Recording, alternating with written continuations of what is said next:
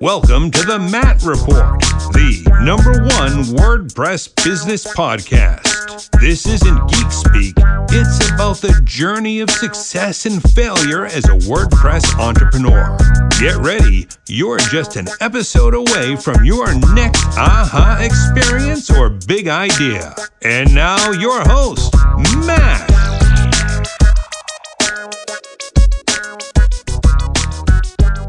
Hey everybody, welcome back to the Matt Report special episode today with Paul Maiorana, Platform Services VP of VIP and WordPress and Automattic and all that fun stuff.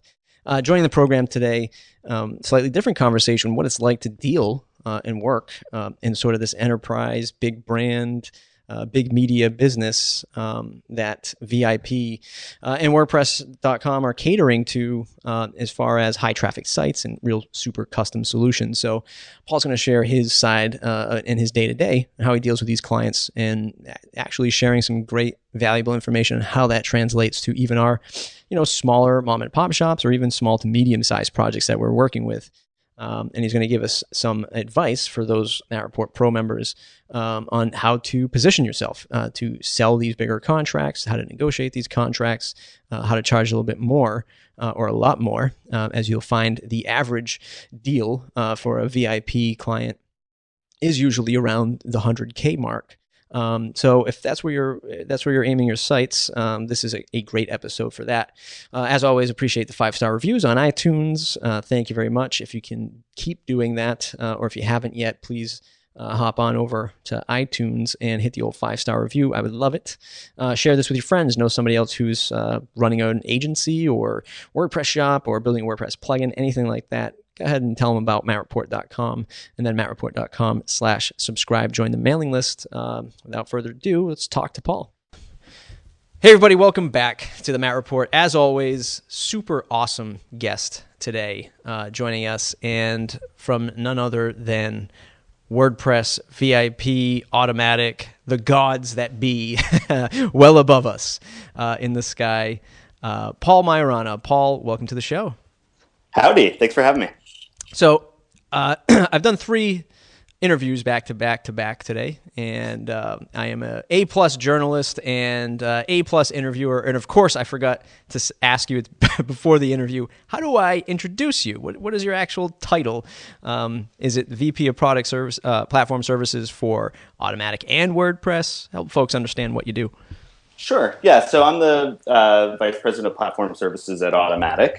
I mostly spend my time working on partnerships, sales, and sort of evangelizing for WordPress as part of our WordPress.com VIP program, which for folks who don't know is sort of the enterprise arm of WordPress. We have a bunch of Automattic. We have a bunch of web products and services that we run under the umbrella of Automattic, WordPress.com, Kismet, VaultPress, CloudUp, SimpleNote, PoleDaddy, tons of them. Mm-hmm. And through WordPress.com VIP, we really work with large brands and enterprises, media companies to help them with their WordPress websites. Nice. I definitely want to get into that. I definitely want to start talking about sort of that enterprise client. But how did you get your feet wet with WordPress? How did you all come about it? Sure. Yeah. I don't actually remember the specific version that I first started using. It was 2.0 era, I think. And it's actually kind of a funny story. So before I joined Automattic 3 years ago, I was the Chief Technology Officer of Fast Company and Inc. magazines. And around 2008 or so, Robert Scoble, who I think probably everybody knows, is a very popular technology blogger, actually joined the staff at Fast Company. And as part of that, we hosted his WordPress blog with the VIP team here at Automattic. So that's how I really first became aware of VIP. I was aware of Automattic certainly before that, but was actually a VIP customer at one point, which was fun. Nice. So that was through that process of working with Robert and running his blog on VIP is really when I started to get a better sense of all the capabilities of WordPress as a platform. Prior to that, my experience, was really sort of poking and prodding at it and spinning up a few small websites with it, but nothing really beyond a personal blog. What was Fast Company running on back then as far as the technology? I know it was Robert's blog that you moved over, but just so folks get an idea. Sure, yeah. Fast Company was one of the early big-ish Drupal sites. So I don't know if we had quite launched on Drupal at the point we were working with Robert, but we probably launched on Drupal around the same time, if not, a few months later. Being the CTO, I'll put you on the hot seat. Were you the one that sort of spearheaded the Drupal initiative and decided to go with that technology? I did. Why did you do that? Sure. So Fast Company at the time was a very different, or what we were planning on launching on Drupal was a very different iteration than what you see now and what you would expect from most magazine websites. It was really relaunched as a hybrid publishing website and a sort of a social networking community around many of the topics that Fast Company writes around, technology and design mostly, and the intersection of those ideas and business. So this is, pre-Buddy Press, predates many of the community social features that now, all of us sort of take for granted in the WordPress world. They just didn't exist at the time. So, and, I have plenty to say about the decision to use Drupal. It's, a great lesson learned there. But at the time, there were not really great community sort of open source solutions available that we had to pick from in Drupal. It was probably even still early days for Drupal. Yeah. Yeah, and to be fair, I mean, 5 years ago is an eternity, right, in this technology, and that was when WordPress was half of its age, as it is now.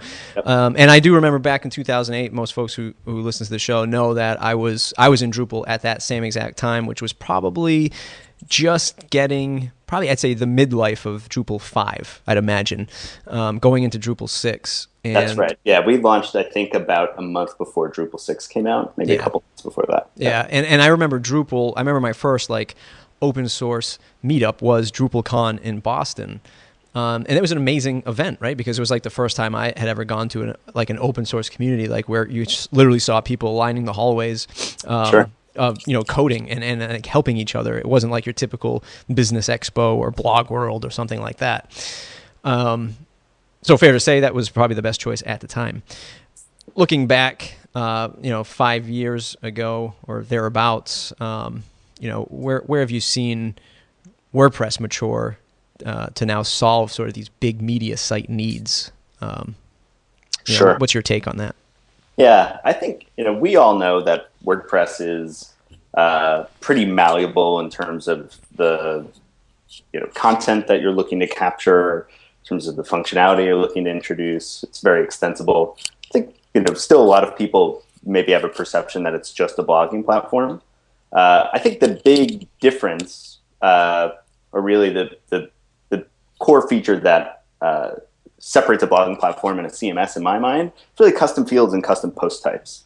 A blogging platform obviously tells you that your content is a very specific set of fields and structured data, where a CMS, at least in my mind, again, implies that it's much more open. You can capture any type of content that you want within the system, and you're not boxed in trying to shoehorn data into fields where maybe it shouldn't be. So I think that was the big step forward in my mind of WordPress really going from a blogging tool to a CMS, was really embracing custom fields and custom post types. Yeah, definitely.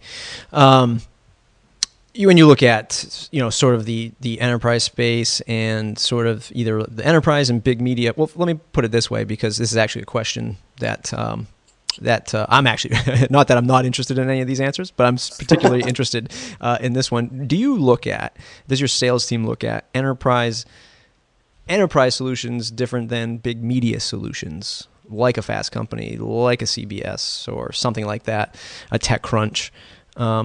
Are those two spaces totally different, or are they fairly similar? Yeah, I think the needs definitely overlap, but we have plenty of media and publishing customers who have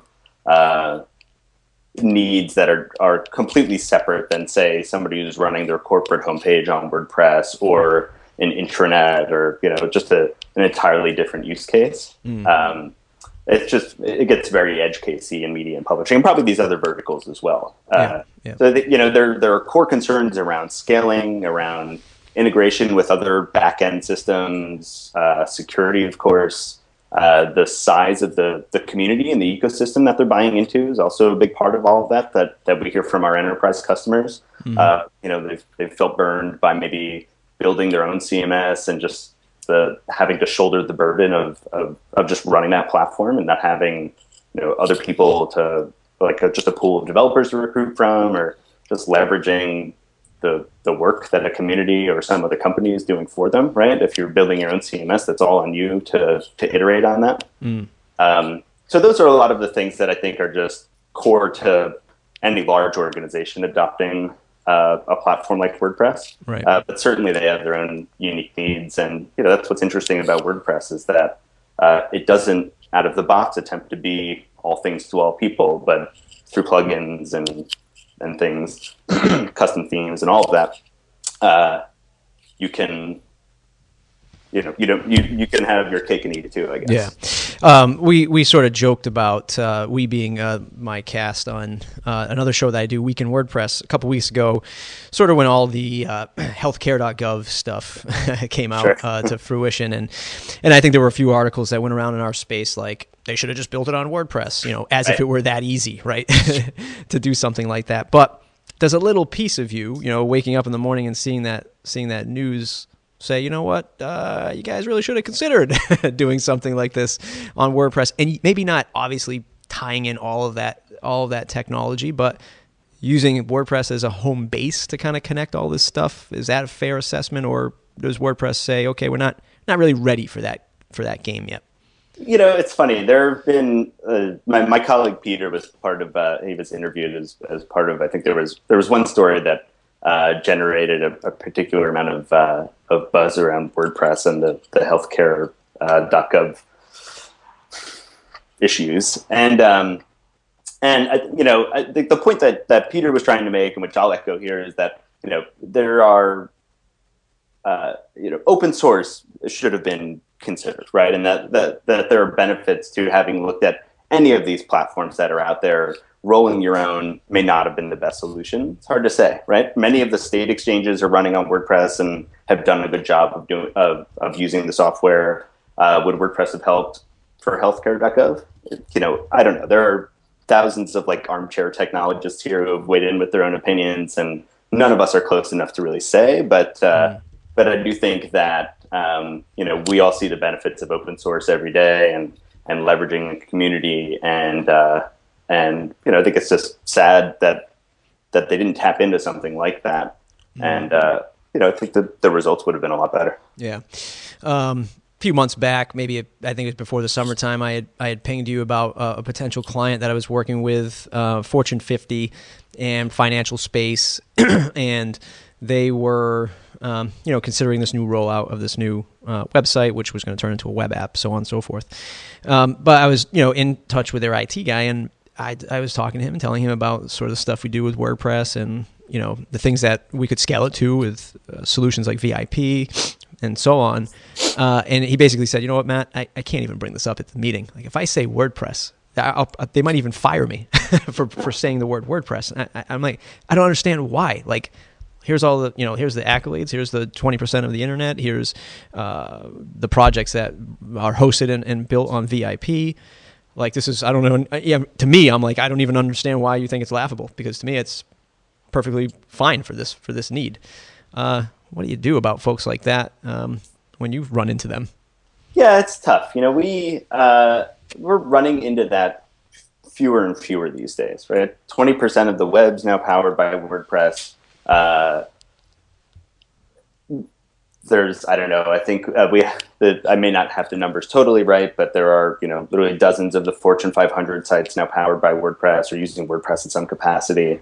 I think the examples speak for themselves, and, that's part of the reason VIP exists. Obviously we have services that we provide and sell, but we also try to be a bit of a resource to the rest of the community to help address some of that just, fear, uncertainty, and doubt that exists out there through case studies that we do, webinars that we're doing, and just try and help proliferate some of the data that we know and we have, and example sites and all of these things that we can point to help address any of that, I think, pretty outdated perception. Yeah.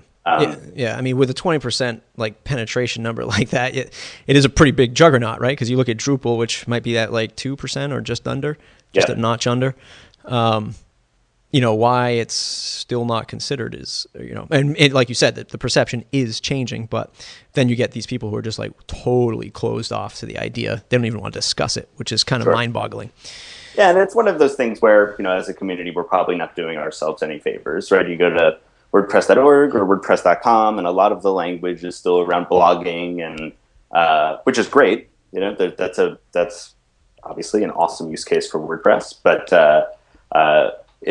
we're maybe not going far enough out of our way as a community to say, hey, it's enterprise friendly too. Yeah. Folks that are out there who are producing and developing plugins, themes, and digital products around WordPress, from the enterprise looking down to the bottom, do you think that folks are just charging not charging enough to sort of elevate the game of WordPress that it is? Like for instance, $20 or free, right, for a theme or a plugin. Should they be charging more so people can say, hey, this puts a better sticker price on WordPress, if that makes sense? That's a good question. I'll admit it's not something I've spent a lot of time thinking about. I could probably count on one hand the number of VIP customers that we have that have used a completely off the shelf theme. Mm-hmm. It's a pretty rare thing. I think most enterprises are looking for something that's completely bespoke and customized anyway. So I'm not sure that the price point there would really make much of a difference. Unless it's something that's specifically targeted for enterprises and is maybe a bit more of a framework for them to build off of, as opposed to being just a sort of off the shelf theme. Yeah, it's just something that came into my head, sort of like an impression kind of thing, where maybe these IT guys and gals that are at these bigger places, they kind of see, because they're into technology and they're following stuff, and through their day-to-day or throughout the years, they see free themes that does free WordPress theme that does 1,000,001 things and or $29 and you get everything that you ever needed to run $1 million business. And maybe it's sort of like, hey, I'm not looking for that. I'm looking for a Mercedes. That's it probably does support the perception that it's like it's a platform maybe for amateurs, which again is something that we know is not at all the case, or at least not exclusively the case, right? That it serves all sorts of different types of people. I think you're probably right. So let's chat about that now. For the folks that are out there that are saying, "Hey, you know what, Paul? I'm doing pretty good with my agency. We are taking on the bigger projects. We are full service and doing this whole holistic approach and customizing it and paying attention to code and scale. What is it like to try to work with VIP at these levels and partnerships, engagements, anything like that folks can look to work with VIP?" Sure. Yeah, I mean, so through VIP, we provide a handful of services. Yeah, it's core. It's a support program.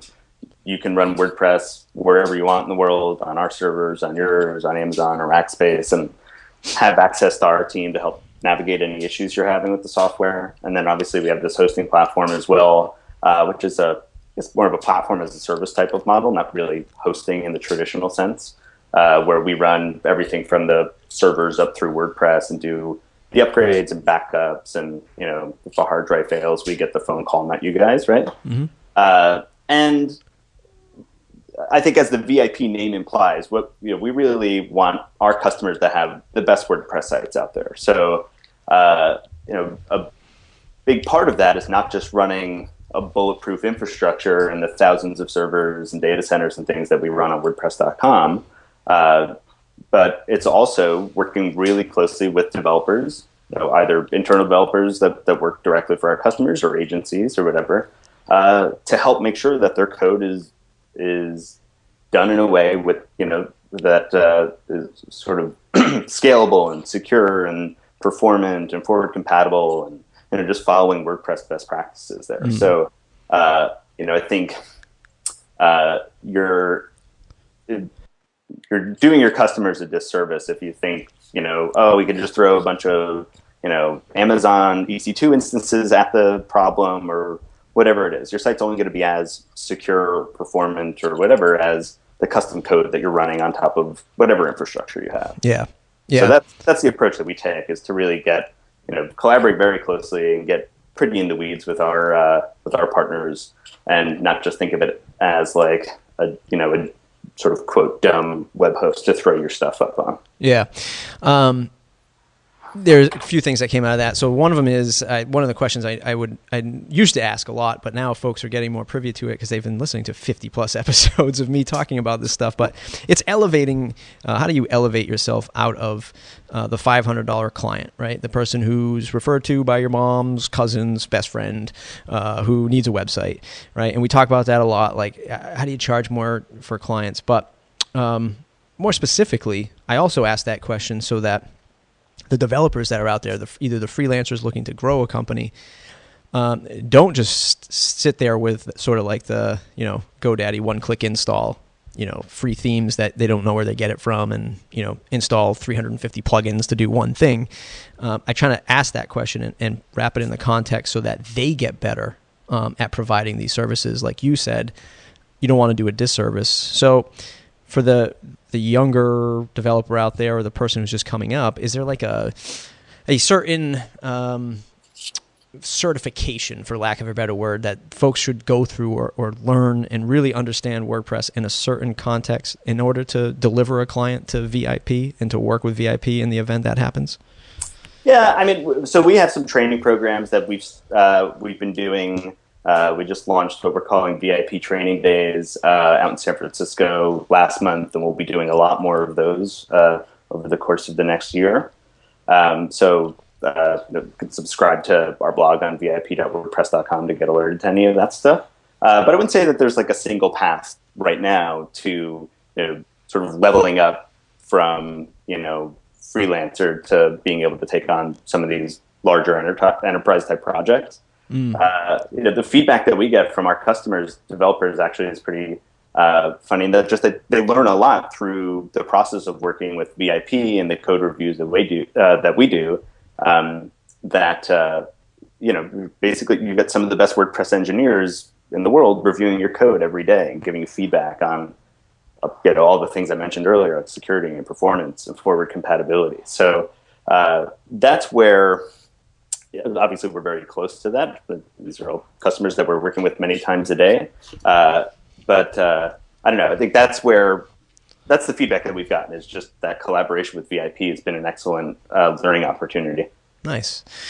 Let's switch gears a little bit here to talk about more of the broader picture of Automattic and WordPress. Lately, we've seen a lot of different acquisitions, right? Different apps, different things like that. Are you exposed to any of that during your day-to-day? What's that all like to be picking up all these different little pieces of technology? Sure. Yeah, we acquired a great file sharing. It's maybe not the best way to position it, but a service called CloudUp. I think it's broader than just file sharing. Mm-hmm. But they're a really excellent team, and happy to have them as part of Automattic. And yes, I'm not quite sure how long ago it was now, but SimpleNote and Simperium we acquired probably within the last year as well. And it's been really great. We love having them on the team. Neither of those services are really directly impact VIP on a day-to-day basis right now, so it's not something that personally I'm terribly close to. But SimpleNote's a great app. Use it every day, and become a CloudUp addict as well. And they're going to be working on some really great things for WordPress.com authoring experience as well. So nice. And it seems like this. I mean, from the exterior and 50,000 feet above, it seems like these are these acquisitions either for talent or for helping WordPress become a better publishing tool. Is that fair to say? Yeah, I mean, and their products are amazing as well. It's a combination of I think it's a win across the board in that, Simple Note, again, Simperium, Cloud Up, all incredibly well done and polished services that we're happy to have as part of the umbrella of what Automattic offers. And we've got some really great new team members as a result of it as well. And there's a lot of Automattic is just a very collaborative culture. So there's a lot to learn from anybody who's new to the company. Yeah, absolutely. Let's talk about that culture real quick. It's always talked about sort of the distributed culture. We saw some of it being discussed at Pressnomics this year out in Arizona. One of the things that I've interviewed other automaticians before, and one of the things is difficult is sort of the turning off because you are able to work wherever you want, at your house, at a coffee shop, whatever it might be. But sort of the challenge is it's not an office. It's not something that you're showing up to every day. How do you manage your team, especially in a sales team or in a marketing team? Sort of that one-on-one interaction is kind of useful. How do you get through that? How do you manage sort of that remote collaboration? Yeah, so one thing that Automattic does just across the board for everybody, or every team, I should say, is that at least twice a year, each team is getting together and co-working for a week, and it helps obviously build personal relationships. You just learn so much more about people and how they interact when you're there in the same physical space. And then once a year, we also get the entire company together for the same purpose. So at least 3 times a year, you're seeing your coworkers and sort of backfilling some of that interaction that we all miss every other day of the year. So that's a big part of it. Many of our the folks on the VIP team live at least in some proximity to New York, maybe if not directly in New York. So there are plenty of opportunities that people are passing through the city to catch up in person as well. That's a big part of it is, not just working remotely 100% of the time, but acknowledging that there is a benefit to being together in person, and making sure that you carve out time to do that. Yeah. What's a sales process like with your team? Is it, are you flying out to sort of the bigger clients and presenting to them? Is it something different is it Mad Men-esque where it's some sexy selling scenario, or, is it as simple as some emails, some phone calls, some handshakes? Yeah, it's a pretty good mix of both. Okay. Certainly, having, there's in my mind, I think there's nothing as great as just being there in person to talk through just the ins and outs of what our services are, what our customer or potential customers' needs are, and really just understanding that, meeting the team, and just sort of building that relationship pretty early. It's very important. And, being we do so much work with media and publishing companies, many of them are here in New York, which is great. I get to spend a lot of time with those folks since they're, right in the neighborhood. I think it's a good mix. It's important to hop on a plane and go see potential new customers or certainly existing customers. Plenty of folks are happy to just hop on a phone call, get their questions answered, and just move on and get off to the races. So. Yeah. Is there one particular element to the sales process that is sort of standard across the board, like trust, relationship? Something that resonates across the corporate clients that could also resonate to the small business client for some of my listeners? I should say listening. I think too many people are eager to get in there and sell something, their services, their product, sort of shove it down somebody's throat without really understanding what the pain points are that they're trying to solve. So that would be, my one word answer there is to just listen.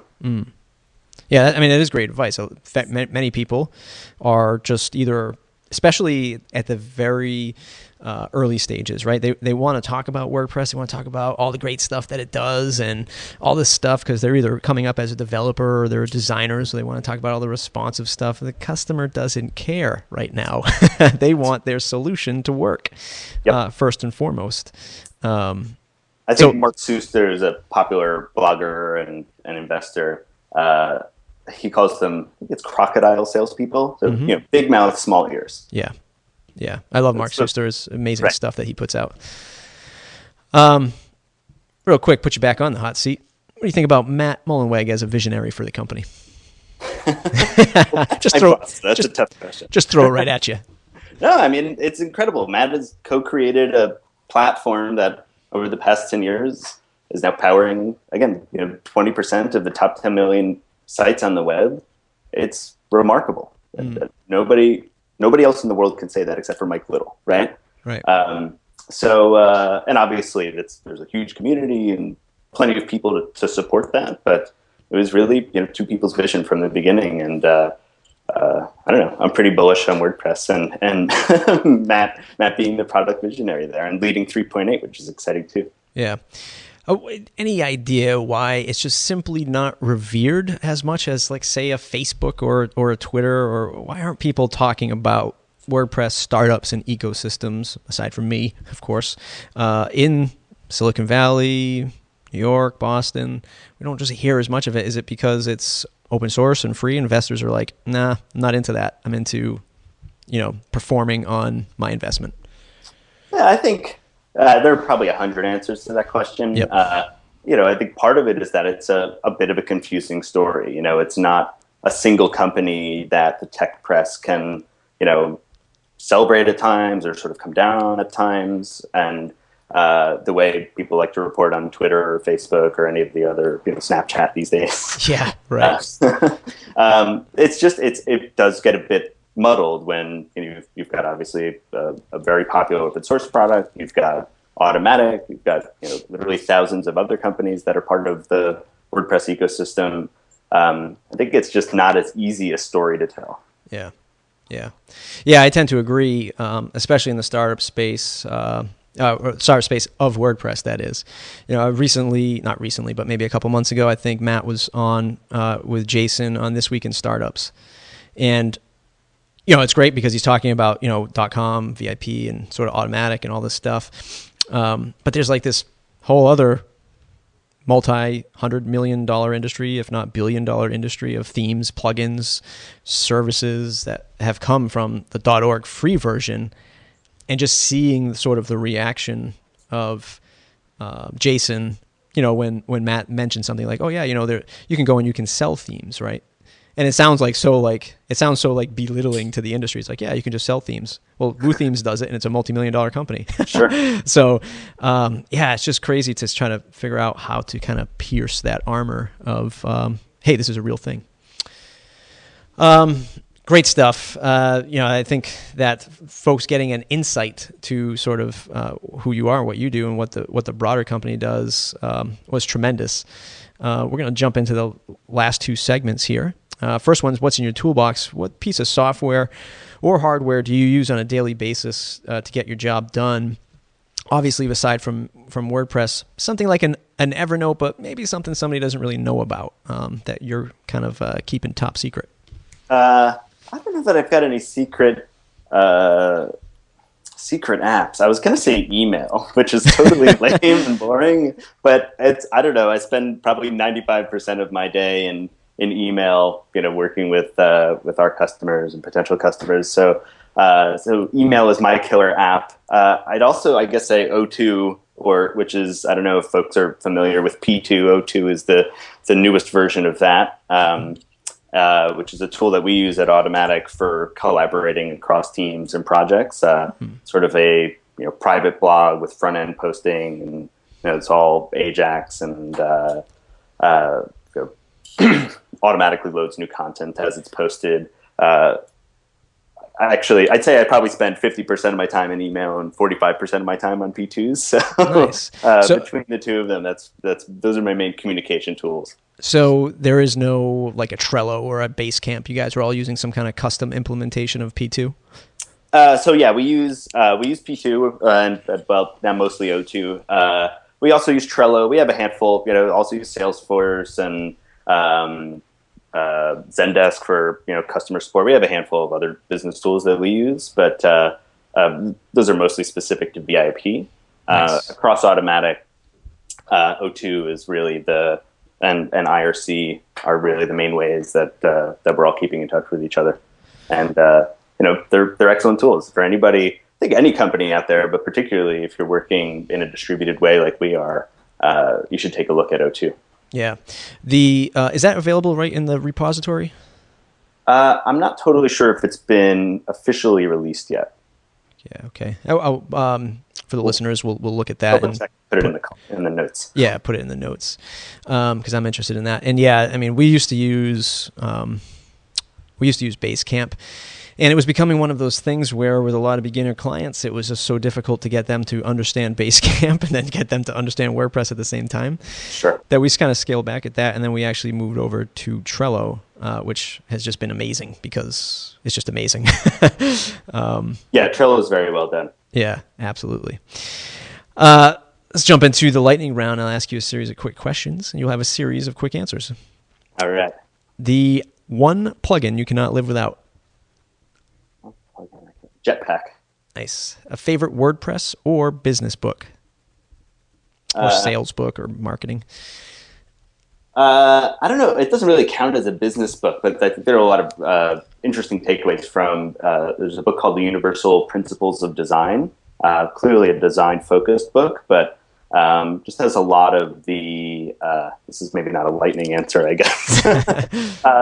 It's just a quick index of some of the sort of really interesting design principles that I think you could apply to many things, even if you're not a designer. Nice. What's a quote that you live or run your business by? Ooh, that's a tough one. I think I have one. Nice. You can always pass. It's acceptable. I'll pass on that. What's the best business or career advice you ever received? Geez. I think know when to take a break. If yes. I've worked long hours and try to get away from that. But I think we touched on this a little bit earlier, just the idea of working from home. It's important to know when to just step away from the computer and get some rest. Yeah, totally agree. And yeah, we did talk about that, and especially freelancers out there, anyone really running their own business. It's tough when you come home and you're at work and there is no shut off. And I've been actually trying to practice on at least stop working on Sundays for me. Anyway, that's only been about a month, so we'll see how long that lasts. Everybody's different. There are, I think, plenty of folks who could work 20-hour days, all day or all week long and not lose any real efficiency or productivity there. I am not one of those people. Yeah. It's important for me to just sort of take a break from it all once in a while. Yeah. Gotta stop and smell the roses sometime. This might not apply to you, but what's the longest a client project has ever taken, or maybe a custom implementation on VIP or something like that? Oh, let's see. We have some. I wouldn't say maybe a project, but like maybe sales processes maybe the most interesting. Yeah, definitely. We have some that have taken 18 months to 2 years or so to finally sign the paperwork. Many of the launches themselves happen pretty quickly. Of course, we're not there from the very beginning always. The start of the project and the build will often come in a little bit towards the end, at least for our hosting customers. So those projects tend to go pretty quickly. I think at max maybe 3 or 4 months. Yeah. And let me real quick about the ones that sort of maybe even take a year and a half too.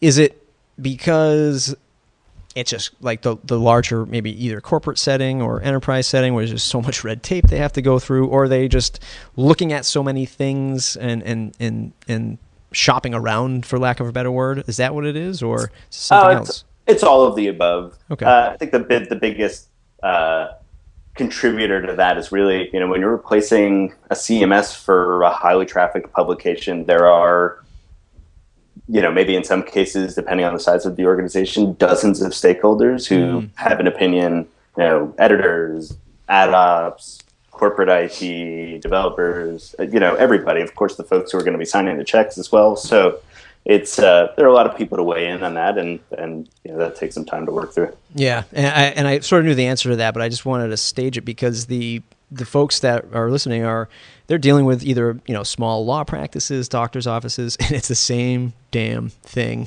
Yeah. It is just, there's 3 people, 3 doctors, 3 partners, 3 associates, and they all have their own opinion. They're never in the same room. They're never in the same room. Exactly. So folks, just a couple zeros on the end of that paycheck, but still the same. It's all the same. Yeah. Still the same problems. If you had to switch to another CMS, what would it be? Another CMS. SharePoint. No, I'm just kidding. Oh, God.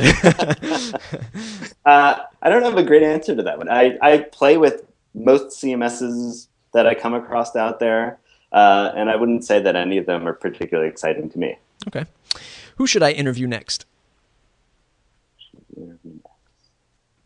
Have you had Matt on yet? I have not. I have tried. I will continue to try. Keep trying. He would be great. What's the one question I didn't ask you that I should have? I think I kind of passed on that one too. Nice. I've got a great answer for that either. Awesome. Well, Paul, tons of great information. I can't thank you enough for joining us to share that with the crowd. Where can folks find you on the web to say thanks? Sure. I'm on, my blog is paulmaiorana.com, paulmaiorana.com, and we're at vip.wordpress.com if you're interested in any of our VIP services. Awesome. Folks, go check them out. Check out the blog. And for those of you who have signed up at mattreport.com/join for a Matt Report Pro membership, Paul's going to stick around for about 5 minutes and give us some advice about charging a little bit more, I think, or at least finding more clients. So do check that out, mattreport.com/join. Paul, everybody, till next time.